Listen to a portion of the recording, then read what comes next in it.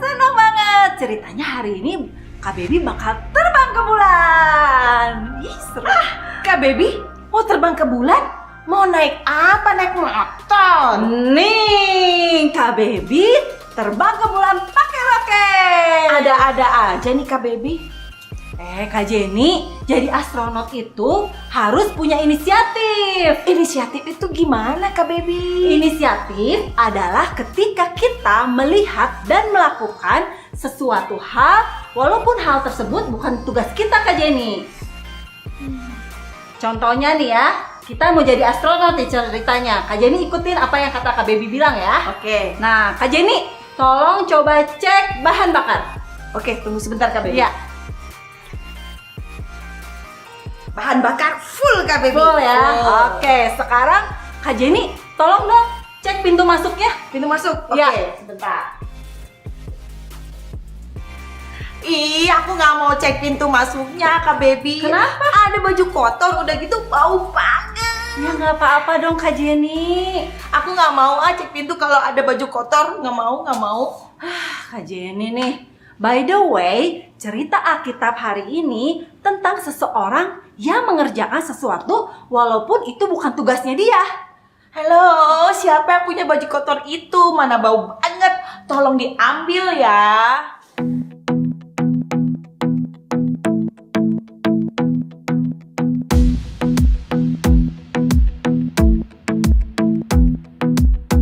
I like to think about the goodness of the Lord. He gives me everything I need and so much more. So I just wanna lift my hands and say that I love Him. I just wanna lift my heart in praise. And I wanna be thankful. I wanna be grateful. I wanna remember everything that the Lord has done. I wanna be thankful. I wanna be grateful. I wanna be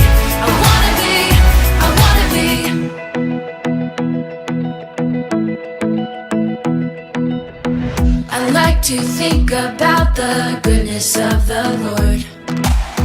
He gives me everything I need and so much more. So I just wanna lift my hands and say that I love Him. I just wanna lift my heart in praise. And I wanna be thankful.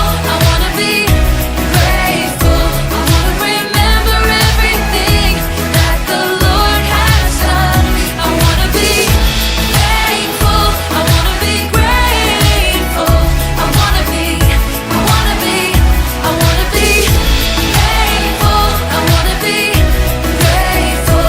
I wanna remember everything that the Lord has done. I wanna be thankful. I wanna be grateful. I wanna be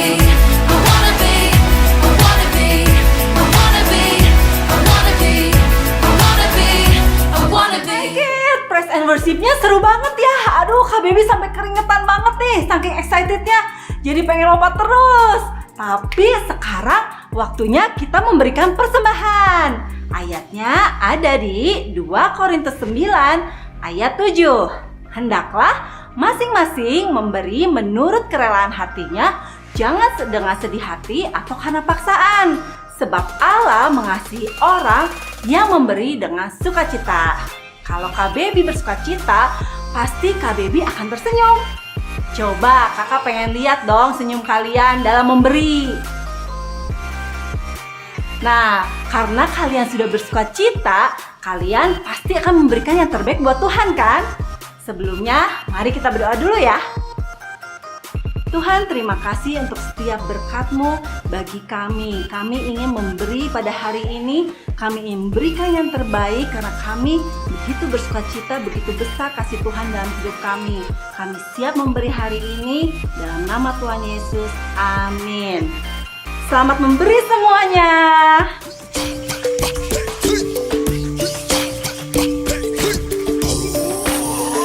Who is the king of the jungle? Who is the king of the sea? Baba, baba, baba. Who is the king of the universe? And who's the king of me? I'll tell ya, J-E-S-U-S.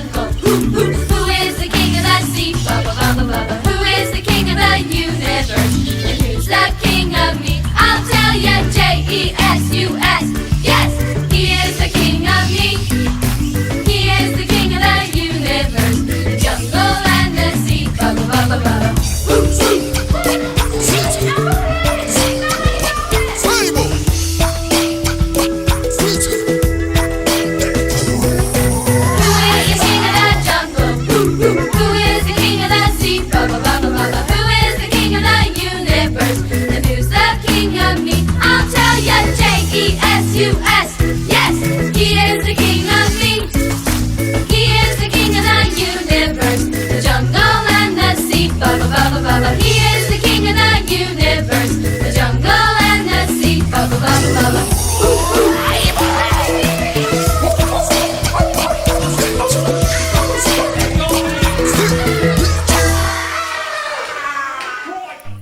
Adik-adik, sekarang saatnya menyembah Tuhan. Mari siapkan hati dan pikiran kita untuk fokus kepada Tuhan.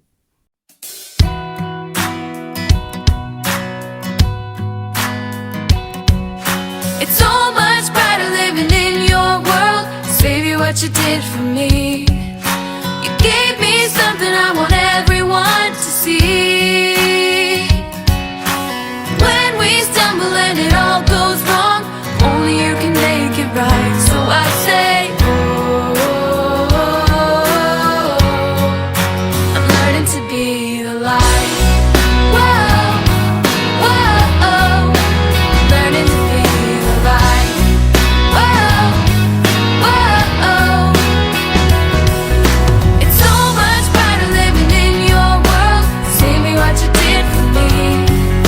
You gave me something I want everyone to see. When we stumble and it all goes wrong, only you can make it right. So I say, oh, I'm learning to be the light. Whoa, whoa, learning to be the light. Whoa, whoa, so much brighter living in your world. Say me what you did for me. You gave me something I want everyone to see. When we stumble and it all goes wrong, only you can make it right. So I say, oh, I'm learning to be the light. Whoa, whoa, learning to be the light. Whoa, whoa, I'm learning to be the light. Mari kita bersatu di dalam doa. Bapa yang baik, Tuhan Yesus yang baik, terima kasih untuk hari ini. Sekarang kami mau mendengarkan kebenaran firman-Mu. Ajar kami untuk duduk diam dan menyimak dengan baik, supaya firman yang disampaikan boleh tertanam di dalam hati kami. Di dalam nama Tuhan Yesus kami berdoa. Amin. The Bible. It's 66 books of history, stories, letters, and poetry that fit together to form God's one big story. The epic adventure of how He created us and loves us so much that He made a way to rescue us. As we travel through the Bible, from Genesis to Revelation, we discover people who met God and found their lives changed forever. Now, for an amazing story. Inspired by the book of Nehemiah, chapters 1 and 2. Berulang kali bangsa Israel berjanji untuk setia kepada Allah, tetapi berulang kali pula mereka tidak menepati janjinya. Akhirnya Allah mengizinkan musuh menawan bangsa Israel dan membawa mereka ke Babel yang berjarak 1000 mil jauhnya. Setelah 70 tahun berlalu, Allah mengizinkan beberapa orang kembali ke Yerusalem untuk membangun kembali bait Allah. Tapi beberapa orang Yahudi sudah mempunyai kehidupan yang nyaman di Babel. Bahkan seorang Yahudi bernama Nehemia menjadi pejabat istana di Babel. Halo, aku adalah juru minuman raja. Juru minuman adalah pegawai raja yang bertugas mencicipi makanan dan minuman untuk raja. Nehemia juga merupakan penasehat raja. Paduka Raja, bolehkah hamba menyarankan sesuatu? Meskipun 150 tahun telah berlalu sejak bangsa Israel meninggalkan Yerusalem, Nehemia tetap merindukan kampung halamannya. Ketika Hanani, saudaranya kembali dari Yehuda, Nehemia menanyakan keadaan kota itu. Saudaraku, bagaimana kabar orang-orang di Yerusalem? Beberapa masih hidup dengan kondisi yang sangat menyedihkan. Oh tidak, Tembok Yerusalem telah runtuh dan pintu gerbangnya telah habis terbakar. sungguh sangat menyedihkan. Kota tempat tembok tidak akan aman. Orang-orang akan hidup dalam ketakutan. Maaf, telah memberi kabar buruk. Tidak, aku sangat senang kamu memberitahuku. Ini membuat Nehemia sangat berduka. Ia bahkan tidak makan beberapa. Ia mencurahkan isi hatinya kepada Allah. Ya Tuhan Allah semesta langit, Allah yang maha besar dan dahsyat. Lihatlah umat-Mu yang menderita dan mendengarkanlah aku. Aku berdoa bagi bangsa Israel. Kami telah berdosa terhadap Engkau dan tidak taat pada perintah-Mu yang telah Kau berikan kepada Musa. Nehemia mengingatkan Allah akan janjinya terhadap umat Israel. Engkau berfirman, bila kamu berubah setia, kamu akan kucerai-beraikan di antara bangsa-bangsa. Tetapi bila kamu berbalik padaku, aku akan mengumpulkan ke mereka kembali. Allah, berilah telinga kepada doa hamba-Mu ini. Berilah hamba-Mu berhasil mendapat belas kasihan dari Raja Artasasta. Selama 4 bulan, Nehemia berdoa kepada Allah setiap hari. Ia tahu ia perlu mempersiapkan diri sebelum menghadap raja. Akhirnya, ia pergi menghadap raja. Yang mulia, Semua harus terlihat bahagia di depan raja. Tapi Nehemia terlihat sangat sedih. Mengapa mukamu muram? hiduplah Raja untuk selamanya. Bagaimana mukaku tidak akan muram kalau kota bangsaku telah menjadi reruntuhan dan pintu-pintu gerbangnya habis dimakan api. Raja bisa saja marah dan menghukum Nehemia, tapi Allah menggerakkan hatinya. Apa maumu? Nehemia berdoa dalam hati agar dapat berkata-kata dengan benar. Utuslah aku ke Yehuda supaya aku membangunnya kembali. Raja mengenyitkan dahi dan melihat ratu yang duduk di sampingnya. Akhirnya ia berkata, Berapa lama engkau ke dalam perjalanan? Dan kapan kau kembali? Selama waktu yang diperlukan untuk membangun kota itu. Baiklah, engkau boleh pergi. Nehemia tahu ia membutuhkan hal lain untuk melakukan pekerjaannya. Jika Raja memperbolehkan, berikanlah aku surat-surat bagi bupati-bupati di daerah seberang sungai Efrat, supaya mereka memperbolehkan aku lalu sampai aku tiba di Yehuda. Baiklah.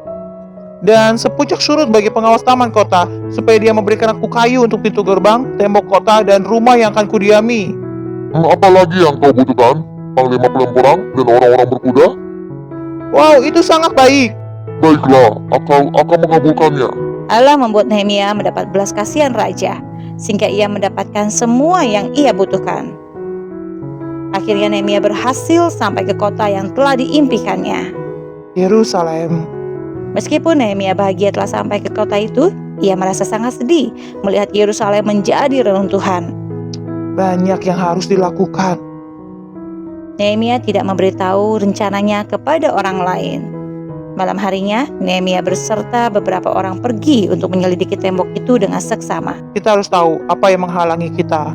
Nehemia naik ke atas keldai dan ia pergi dari kota itu bersama orang-orang kepercayaannya melalui pintu gerbang lebak. Ayo, kita pergi ke mata air ular naga. Akhirnya Nehemia dapat menyelidiki dengan seksama tembok yang telah terbongkar dan pintu gerbangnya yang habis dimakan api. Wah, ini adalah pekerjaan yang sangat besar. Hanya Allah yang mampu melakukannya. Nehemia mengelilingi tembok yang tersisa dari satu pintu gerbang ke pintu gerbang lainnya. Akhirnya, keesokan harinya, ia memanggil para imam, pemuka, penguasa, dan petugas lainnya. Aku telah mengunjungi bangsaku di Yerusalem, tapi itu bukan satu-satunya alasan kedatanganku. Nehemia menunjuk kepada tembok yang runtuh di hadapan mereka. Kamu lihat kemalangan yang kita alami. Yerusalem telah menjadi reruntuhan dan pintu gerbangnya telah terbakar. Kami sudah tahu. Mari kita bangun kembali tembok Yerusalem supaya kita tidak lagi dicela.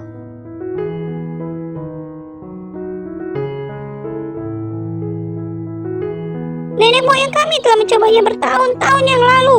Tapi Allah menyertai aku. Ia telah memberikanku belas kasihan raja dan akan membantu kita melakukan pekerjaan ini. Jadi, siapa yang mau ikut? Aku ikut. Kami siap untuk membangun. Allah menggerakkan hati mereka untuk membantu Nehemia, dan mereka mulai melakukan pekerjaan besar, yaitu membangun kembali tembok dan pintu gerbang Yerusalem bersama-sama. Nah, Kak Jenny, udah lihat cerita Alkitab tadi kan? Menjadi inisiatif itu emang agak susah, Kak Jenny. Kita harus mengerjakan sesuatu hal yang bukan tugas kita atau bukan tanggung jawab kita, Kak Jenny. Contohnya tadi tuh, Kak Jenny harus mengambil baju yang kotor tadi. Kalau Kak Jenny nggak inisiatif untuk mengambil baju kotor itu, maka para astronot nggak akan pergi ke bulan hanya karena baju yang ada di pintu roket. Oh gitu ya. Aku ngerti sekarang Kak Baby.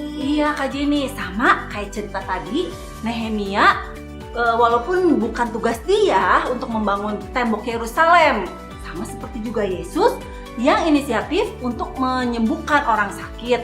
Dan yang paling luar biasanya lagi nih, Yesus itu dia rela mati di kayu salib untuk menebus kesalahan dan dosa kita, Kak Jenny.